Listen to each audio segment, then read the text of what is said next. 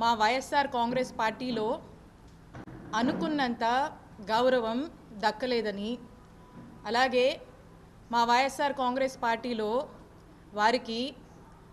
వారు ఊహించినటువంటి పదవులు దక్కలేదని మరి రాజశేఖర్ గారు మాట్లాడడం జరిగింది. దీని మీద మీ ద్వారా ఇక్కడున్నటువంటి ప్రజలకు ఒక స్పష్టత ఇద్దామని చెప్పి మరి ఈ రోజున మేము మాట్లాడడం జరుగుతూ ఉంది. ఒక్కసారి కొద్దిగా వెనక్కి వెళ్తే అప్పట్లో 2004లో ఇక్కడ మర్రి రాజశేఖర్ గారికి కాంగ్రెస్ పార్టీలో టికెట్ రాకపోతే వారు ఇక్కడ ఇండిపెండెంట్గా నిలబడి పోటీ చేయడం జరిగింది. అప్పట్లో కాంగ్రెస్ పార్టీ తరఫున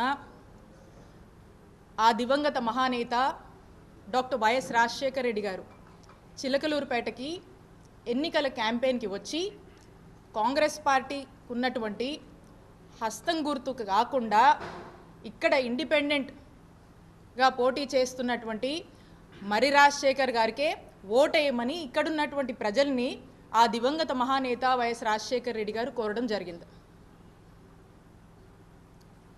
అప్పుడు ఆ ఎన్నికల్లో ఇండిపెండెంట్గా నిలబడ్డటువంటి మర్రి రాజశేఖర్ గారు 2004లో ఎమ్మెల్యేగా గెలిచారు. ఒక్కసారి ఆలోచన చేయండి. పార్టీని, పార్టీ సింబల్ని కాదని ఆ దివంగత నేత వైఎస్ రాజశేఖర రెడ్డి గారు మర్రి రాజశేఖర్ గారికి ఏ విధమైనటువంటి గౌరవాన్ని ఇచ్చారు, ఏ విధంగా మద్దతుగా నిలిచారు, వారు ఎమ్మెల్యేగా అవడానికి కారకులయ్యారు అనేటి విషయాన్ని నేను గుర్తు చేస్తున్నాను. ఆ తర్వాత 2009లో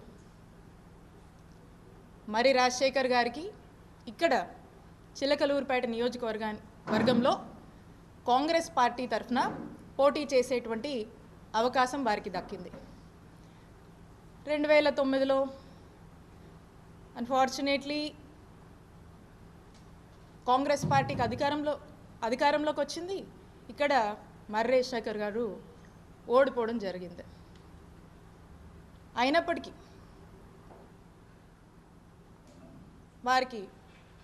వారి గౌరవానికి ఎక్కడ కూడా తగ్గింపు అనేది జరగలేదు. ఆ తర్వాత